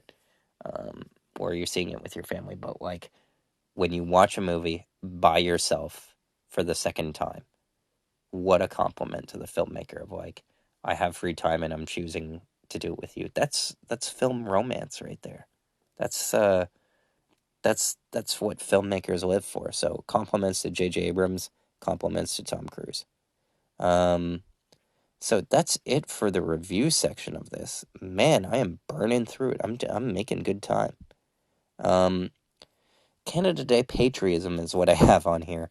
And the reason for this is yet again on TikTok. Of course, I see some anti-Canadian stuff on TikTok. And it's like, started off talking about war crimes, which what country hasn't committed? I mean, I guess Canada has. But all before the Geneva Convention was established, because in World War I, we were just like a nightmare, to everybody we were fighting against, apparently tossing grenades back, on Christmas, as if they're firecrackers or something like that. But anyways, I see, in our legislation, we said that what happened to Native Americans was genocide, and we acknowledge the genocide. I don't know any Western country that has done that, but you would think watching and listening on TikTok that Canada is the worst country in the world. And I have to say, I've sipped a bit of the Kool-Aid from Hillary Clinton when she complains about, because she can't admit that the reason that she lost the presidency in 2016 is because of just her own colossal fuck up. Like, she lost for many reasons that were completely her own, beginning and ending basically with the VP appointment of Tim Kaine, a guy who nobody would recognize on the street or pick out of a lineup when half or a third of the contests were run by Bernie Sanders. It's like, well, I can win without him, was the attitude. And what a mistake that was. And as a result, she lost. Trump got in, and irreparable damage was done to America. As it was also partially today with presidential immunity given for official acts, which means that now American presidents have in mind of like, oh, I can do this and not get prosecuted if I make it official, which is just like a weird thing. I won't get into the Supreme Court rulings because that's too down in the depths. But what I did want to say is that, like, both for America, and I see it more because I'm in Canada, I see a lot of posts that, like, are posted by people who don't have our country's best interest at heart. Like, you can tell these people are, like, disruptors or bots or from another country or, like, hired for something. It's, like, granted, like, you go on his Instagram page, and I don't think he can turn them off because he's like a public official and there was like some rule against that. But like every single comment is like corrupt, terrible. And it's like, okay, this guy isn't like Trump. Like, he's not the worst politician in the world. He's bad at his job because the administration people that he picks routinely come up short, and there's always like some kind of scandal where Trudeau just basically had a laissez-faire attitude and completely overlooks, you know, serious issues, which is a major weakness of his as a leader. I'm not here to defend Justin Trudeau. I didn't vote for him. In fact, I said, don't vote for him. Vote for Jack Layton. But yeah, that didn't end up happening. Jack Layton came second. Stephen Harper came first. Liberals got destroyed, and then we got around to and I get confused because I'm trying to remember when I first turned 18, when I first voted on, but it was basically like, I keep thinking that 2011 was my first election, but I think it was 2015. And that was when Thomas Mulcair ran for the NDP, and the NDP should have won. They won the second most amount of seats they ever won, but that apparently at the time wasn't good enough for the NDP, but they were like super happy with Jagmeet Singh winning like 25 seats. And then I don't know if they gained one or lost one with the last election, but they basically didn't move. But because they had the balance of power, that was like, oh, enabled them to get a lot done. So good for Jagmeet. But my point is this, is that he's not the worst politician in the world, but like these people who comment now and the people who post now are just such political disruptors that, like, I, as somebody who likes talking about politics, just find them exhausting. Like, oh, really? Is this thing that this politician does that actually has no effect on you really the worst thing in the world? Like, you're gonna make that your whole personality? And then you just see people like bad-mouthing Canada as if it's the worst country in the world. Oh, housing is unaffordable. It's like, okay, well, put down 5% and get the first-time home buyers thing. It's like, yeah, still can't afford it. Yes, you know why? It's not because of Trudeau. It's because housing is an existential issue that is not partisan related and will take generations to fix. Okay? Voting for Pierre Poilievre isn't going to change that. Pierre Poilievre has no idea. But, you know, he'll try some things if he gets in. And, you know, eventually the main agent of change for this issue is going to be time. Like, over time, people will get better in understanding of an issue. Over time, this will get fixed.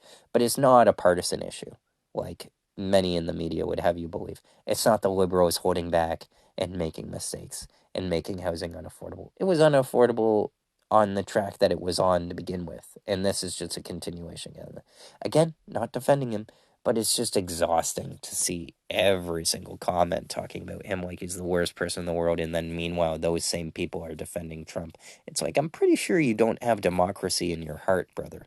You know, if you're defending, you know, basically an asshole terrorist who's Trump, and then saying, like, that Trudeau is the bad man. I don't follow the logic. And I've had conversations with these people of, like, talking about any politician where they'll say, yeah, this guy is the worst, or this guy is great. I remember talking to a guy at Staples who was a customer, and he was just kind of like, I worked in a factory for 25 years, and I got fired. And Trump seems to understand blue-collar men like me. And I said, do you think if Donald Trump ran that factory that you worked at, that your job would have been saved? And he was like, no. And then I said, Donald Trump made the call to assassinate Soleimani, and many people, everybody, told him not to because it would have dire consequences. And those dire consequences were 55 Canadians getting murdered by the Iranian government when they shot a plane down. How do you feel about that? And they're just kind of like, give a version of, I don't know, this is new information to me, but also I don't care. And it just bothers me that these are the people who are the ones making with the big mouths. Like, shut your mouth and think to yourself about, like, politics. But, like, it's annoying to have to talk to somebody who's, like, basically shouting at you about politics and policies. And then when you return to them with, like, legitimate information, they just poo-poo it. Like, these people aren't good listeners. I guess that's what the main thing is. And in regards to drinking a bit of the Kool-Aid, I am starting to think, like, these people who you see on TikTok that are like, Canada is bad. Canada is the worst place to live. Why are people leaving Canada? This is why Trudeau is the worst. This is why XYZ. And just all this toxic stuff. And I know not everybody's on TikTok, although more and more people are every day. But, it's also a bot fest. But what bothers me is that you see a lot of these political bad actors, and I'm starting to think, like, okay, is this like really Russian interference or like Chinese interference or something of like people getting us to distrust our own countries like America and Canada? Like, what the secret is that people don't want to admit because they don't want to admit that like, Canada is the best country in the world. It is. It just is. You get all 4 seasons, for one. That's the main thing. So you get a good climate. You get the snow. And then on top of that, you get free healthcare. And yes, you have to wait hours in the emergency room. When I last went to the emergency room, I was able to read the screenplay for Slumdog Millionaire beginning to end. And then I went and said, an hour and a half later, I'm sorry, are they ready for me? And they had completely forgotten that I was there. Now, it wasn't for anything serious, but when you hear about people dying in the ER, it doesn't give you a whole lot of confidence because of the doctor shortages and whatnot. That said, the people advocating is like, well, I just think it would be better if there was a private healthcare system. It's like, well, it would be better for the people who can afford $500 for a chest x-ray that the doctor randomly decided that you need. The better idea is just that when a doctor makes a decision that it doesn't affect you financially or economically, because once people start making decisions based on finances when something else should be a priority, then the product gets compromised. And it happens in movies, it happens in video games. The guy who created Mad Max, George Miller, had a few choice words of like, yeah, I didn't like the Mad Max game. And then people are like, yeah, the Mad Max game wasn't that great, blah, blah, blah, blah, blah. It was rated 7 out of 10 when it came out. And then the director of the Mad Max video game from Warner Brothers, I believe it was Avalanche Studios, came out. They went on to make Harry Potter, I think. Let me just see here. But he came out and said, okay, hold up. Let me clear some things up here that people are not getting about, like, the Mad Max game, which kind of pissed me off. Now I want to get that. Let me find it. So George Miller, the creator of Mad Max and director of Furiosa most recently, was like, yeah, I didn't like the Mad Max video game. We kind of didn't make it at the highest level we wanted to. Meanwhile, he had, like, little to not much to do with its direct development. He just, he owns the Mad Max world, so of course he approved things and whatnot. But now he says, I would have liked to do it at the highest level. I'd like to get somebody like Kojima to do it. Kojima, creator of Death Stranding, Metal Gear Solid, probably the most renowned video game director in existence now. He's very cinematic, very interesting, very bold. And George Miller is like, yeah, I didn't like the game that came out. And the development lead, the studio founder behind the open world Mad Max game from 2015, hit back at George Miller's complete arrogance. Because Avalanche said, he's like, okay, first of all, put aside the fact that Kojima has 3 games in development. That's already too many. Games take 4 years to make. So it's ridiculous to get or expect Kojima to make that. Now, granted, he is making Death Stranding 2, but he could finish that, and then, if he got really pushed, he could make a Mad Max game. But the Christopher Sundberg, the founder of the Avalanche Studios, who later made Harry Potter, Hogwarts Legacy game, and he also, made the Just Cause video games, which are fun, hit back at the complete arrogance of George Miller, lambasting as complete nonsense. He's like, we did everything we could to make this a completely linear game after signing up with a developer of open world games. I'm sure Hideo Kojima would make an awesome Mad Max game, but it would be completely different experience. So basically what he's saying is, like, we signed on to make an open world game and they wanted to make it completely linear. I could have sworn he said something more. So the project lead just said this. The Mad Max game team deserves more credit than they have been given. Everybody involved in that project bears the scars of a hell of a project. To hear that the ones who were supposed to support us just crap all over our work of an awesome team pisses me off. As we were forced to release Mad Max on the same day as Metal Gear Solid 5. They blamed us for the bad sales and canceled a bunch of awesome DLC that was just sitting there waiting to be released. I can fill X with stories about the development of Mad Max. It was a hell of a great game, but released in a terrible release window, which we could not convince the publisher to do otherwise. So yeah, he said after the first year of development, they realized that they had forced us to make a linear experience rather than the open world game that we pitched. We threw away a year work and got to hear that the player wants autonomy in this day and age. Well, yeah, no crap. So basically said, we chucked a year of development.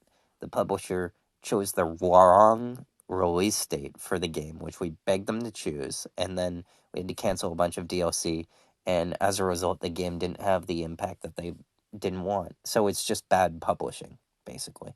And what's funny is Furiosa also did terribly. So it seems to me like this is a franchise that just suffers from arrogance all the time. Of, like, brilliant people are making it that's, like, enough, and it's hasn't ever been properly distributed. I don't know. Am I close to it on something? I don't know. It's no secret that I spend a lot of time online, so I mean, this whole blog is about being online. Maybe I should call it that. The FilmGamer Podcast Online. I mean, I always thought about the FilmGamer Podcast as the title for it, but maybe FilmGamer isn't the title for it. A lot of brands think of, if you think of Steam, who created Steam? Valve. Does Valve call it the Steam platform? No. You know, um, or does the video game company Valve call it the Valve platform, I guess is the more way of saying. No, it's like brand association. So maybe I should just call it the Film Podcast or something. I don't know. I spend a lot of time online, what can I say? I do try and touch grass. I went outside today to see the fireworks, and the breath of fresh air of like, oh, wish I could do this all the time if only I didn't hate going out and also didn't have COVID. So, it's like I'm just mentally terrified to talk to people now because it's like, what am I doing in their space? I have no problem invading people's online spaces just because it feels more communal. This one girl said, and this is ridiculous. This is an example of me being a total a-hole online, I guess. But it's in service of the truth. TikTok, again, like, it's going to be tossed in the trash and in the garbage. Nobody's going to remember any of the comments that have ever been said on TikTok. Maybe one or two memes, who knows. But it was a clip of a movie, which I haven't seen, full disclosure, called The Other Woman. Came out in theaters, did really well. I remember that. It came out at the end of April one year. And it was like, oh, movie directed towards women did really well. What is this? And it was like a mystery of the week for Hollywood. But anyways, the top comment on this TikTok video was a woman saying, I can't believe this film flopped. It's a total mystery to me. And it was like the person at the party who has nothing to say, so they just like make shit up to like say something. So I just said, I made the comment, which would piss me off very much, where it's just kind of like, it's amazing to me, and I like just basically echoed her sentiment. It's like that people just don't shut their yap on this app. And it was just implying that they were talking to talk. And they, of course, got all offended at, me attacking them because it's an ad hominem attack. But it was beyond the point of like, okay, I'm like, it's not going to do me any good to justify like how big of a success The Other Woman was. Like, I'm not here to defend the success of like a popular movie, which is popular evidenced by the fact that we're talking about it right now. A movie which, by the way, came out a decade ago, from the director of The Notebook, by the way, Nick Cassavetes, who, by the way, revealed this week that his mother, Gina Rowlands, who plays the old lady with Alzheimer's in The Notebook, the old Allie that Rachel McAdams plays, she has Alzheimer's in real life now, which is pretty sad. But anyways, The Other Woman released in 2014 by Fox, budgeted at $40 million, and it made over 4 times that worldwide. It made double that in North America alone.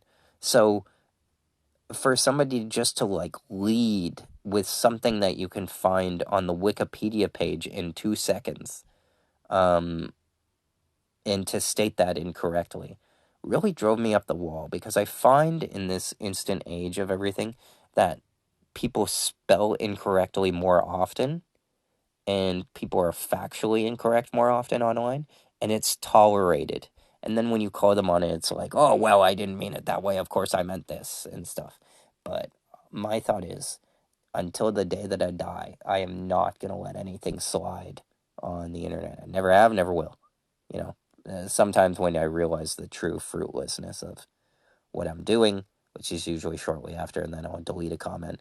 But I will never let somebody slide for being wrong in an area that I know something about that they don't, because it's honest communication. And we don't really have that in real life. It's a polite society we live in. So, the internet, what I find, is brutally honest, and that's why they're my people. So I would say, be an internet patriot, be a Canadian patriot, and be proud. Stick up for what you believe in. Say something next time online. You're never going to see these people again. Like, I commented, I looked up the profile of this person, which has a, emoji heavily filtered profile pic, and I'm like, I will never encounter this person in my life, and this is the only interaction we will ever have. but I am completely comfortable with having an honest conversation, because honest conversation does not feel wasted. The last thing that was said on Twitter was people were talking about shipments, or specifically relationship shipping on the bear, and they had a bunch of random, character pairings, and somebody said, "Who's shipping Sid and Cousin?" Is the sous chef on the bear, a young black woman in her 20s, who always seems kind of behind the ball and overwhelmed and like confused and is just trying to get a hold of herself, but she's very calm and collected, otherwise, and knows her stuff. And then cousin Richie, who is not actually a cousin, is just like the very down to earth, most blue collar, working class guy there is, which is why somebody commented on TikTok today that he is Eben Moss-Bachrach, the actor's name, the perfect casting, or the best casting out of the group for the new Fantastic Four, which includes Vanessa Kirby as the Invisible Woman. She was in The Crown and Napoleon and Mission Impossible as the White Widow, and Pedro Pascal as Reed Richards, the smartest man on earth. Hey, I don't quite believe it, but we have him under contract. Let's go. That's what it feels like Disney is doing. And then, because they have him on The Mandalorian. And then, Evan Moss-Bachrach, they also have under contract because of, the Bear, FX Disney subsidiary. And then Joseph Quinn, who I mentioned his movie A Quiet Place Day One. It was a good hit for him to do. And then he's also going to be in Gladiator 2, whose trailer drops on July 12th. So they have a buzzy cast. I wouldn't say it's a perfect cast, but we'll see how good these actors are when that movie eventually comes out at the end of next year. So anyways, he also, the actor Eben Moss-Bachrach, mentioned that, it's cool they give him like an iPad of like a list of every single Marvel comic ever created, and then the Marvel Ultimate package, so that they can read, just on their character, and understand their character, like just little bits of them, and then that way they can come to set prepared of like, oh, I read this comic the other day about my character. I'm really thinking this, so that adds a lot of like understanding about people's characters that an actor can find. The way that Marvel does their movies is they'll film the movie, they'll test screen it heavily, and then they'll add a whole bunch of extra juice and fun and jokes and stuff like that. And that's where, the extra improv and stuff comes in. That works for comedies, I think, pretty well. And, the main thing is that the movies are already like super expensive. So when you reshoot a super expensive movie, it makes it more expensive, which is a problem Marvel has had. So we'll see. Deadpool will probably save them this year because they've decided to, thankfully, wait so long between releases now after the Marvel is just cratered and was the lowest grossing sequel of all time relative to its first film. But Eben Moss-Bachrach is a good example of like somebody gives the impression of like a working class guy. I pointed out to my boss at Staples that he gave off the impression of that actor. He reminds me of that guy. And although not necessarily the character, I guess I should have specified actor, because the character of Cousin Richie is kind of like a borderline screw up, and my manager is like a hyper competent guy. But what I meant to say was that, sir, you're very charismatic, and you remind me of that guy in terms of looks only. And I guess slight demeanor, but you're like the more successful version of him after he has suits. But anyway, working class guy, and then sous chef. And I was thinking about the mechanics of the relationship because somebody had them as like a possible shipping, and that is of these two characters getting together. And this one girl said, "Who is thinking of Sid and Cousin getting together?" And I'm like, well, it's the only remotely interesting pairing that the show could come up with, because a relationship, particularly on screen, has to challenge the characters. It has to give them a journey, an internal compass. It has to give them conflict. They have to overcome things together. So if you have these two people whose lives intersect, and they don't have a lot going on, Cousin Richie is just basically like been stepfathered out by Josh Hart. Sid is just like, yeah, she has her dad who's a bit, out to lunch, a bit older, something we all can relate to in terms of like our parents getting older and aging, and it's sad to see. And then, she's trying to decide what kind of partner she wants to be. Is she going to sign the partner agreement? What bothers me is that she doesn't like voice her concerns at all. She just says nothing, like it's fine, and then, but it's like, lady, this is a big deal for you, so it's not very good for you to be withholding. And then she gets an alternate job offer, to go to another restaurant, and then she speaks once to the chef and is undermined by him, Carmi, which makes you think, oh, she'll just cut and run. But that would be a really shitty show if that was the case. If she just like cut and run, that was the end of the season. So I wonder if the season is going to end with Carmi leaving, because you can do, the show is Carmi, he's the main character, so he can go off and do something else and then reunite with them at the end of season 4. And then, because that always happens. I mean, come on. Suits did it, The Office did it. I'm pretty sure Chandler had a new job. Like, it's always a case of like, oh, this is going to be a big change for the character. And then it lasts like half a season where they go somewhere else and then decide to come back because it's not working. Because you need to involve them with the rest of the cast. But like, that's an option. The other option, of course, is that she leaves and goes somewhere else. And that's like the same but less interesting because she's not the center of the show. But my point about their romantic relationship is that it's the only remotely interesting relationship on the show. The character that Molly Gordon plays, Carmi's girlfriend, I don't remember her name, but it's annoying to me because it's like, I don't know anything about this character or what she does, but Carmi cares about it. And it's like, well, we care because Carmi cares, not because we like the character, but because Carmi is asking us to care. That's the extent of the show's investment in her. She means nothing to us on her own terms. So, like, at the end of last season, when Carmi, the classic trope, like, doesn't know she's there and then says something negative and she's hurtful and then the relationship is over, like a classic, like, will they, won't they get together and stuff like that.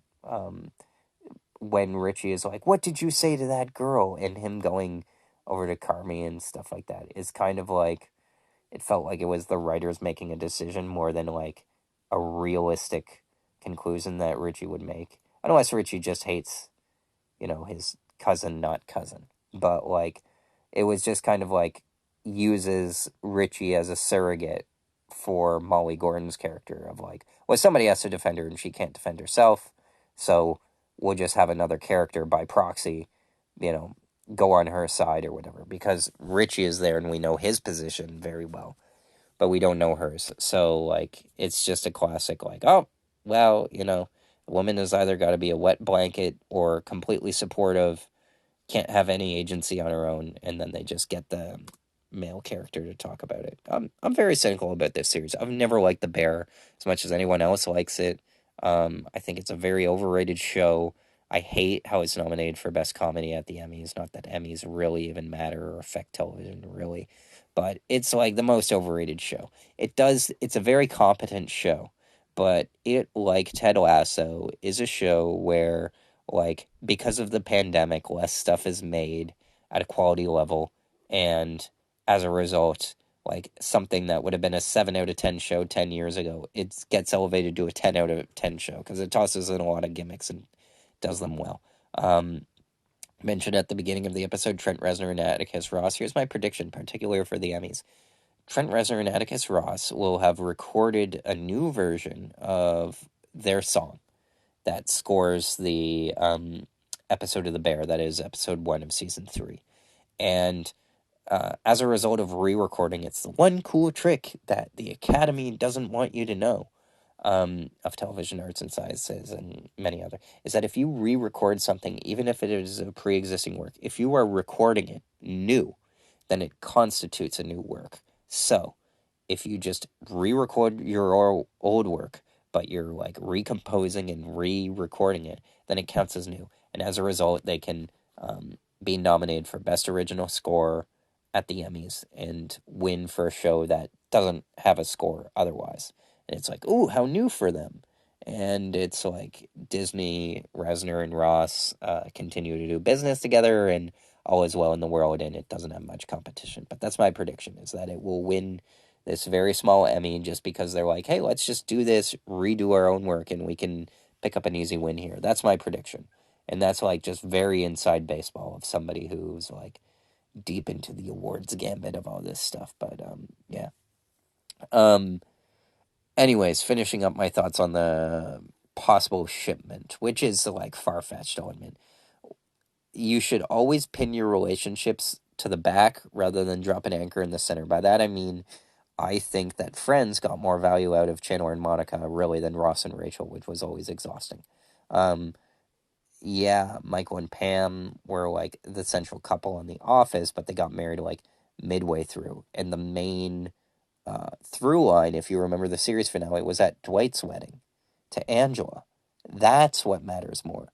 How many storylines were like, oh, Bob Vance Refrigeration is doing this thing, is having this charity event, he's having this, it's like, oh, we're going here because of Phyllis or whatever. Or like it's on the same floor and stuff like that. Like characters that populate the background of the show are the lifeblood. It's not the center of the relationships. It's the periphery, because the periphery lets you know how big the show is in terms of its universe. And the bigger you can go, usually the better, because like you look at Simpsons, the entire population of Springfield is there, and that's been going for like 30 seasons or something like that. And that, on top of that, you need characters who are not just challenge each other for drama. You need them to be challenged by the very prospect of a relationship. So that's why the whole initial reaction of, why would they be together, is fascinating to me. Because Richie and Sid would make a good couple. Just because it would be interesting for the show. But, we're living in a very puritanical time where, as people talk about Gen Z, doesn't like sex scenes, when really the real answer to that is superhero movies are dominant, where because they're playing superheroes, people got into dominant physiques, so they look really hot, but they're also PG-13 in kids movies, so they can't have sex. And that has basically permeated the rest of the genres in Hollywood. So you have all of these sexy looking people who don't have sex. And it's honestly, for the most part, fine. But, Hollywood needs something to complain about, I guess. But I think that a couple other factors were that basically Frozen showed that you didn't need a romantic relationship at your center to have a hit movie. So that was one thing.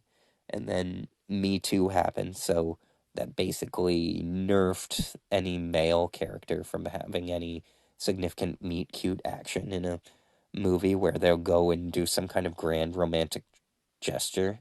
Now online, the internet will like tear that apart before the movie even gets to breathe or open. So cinema and Hollywood altogether are like, we can avoid this, So they do.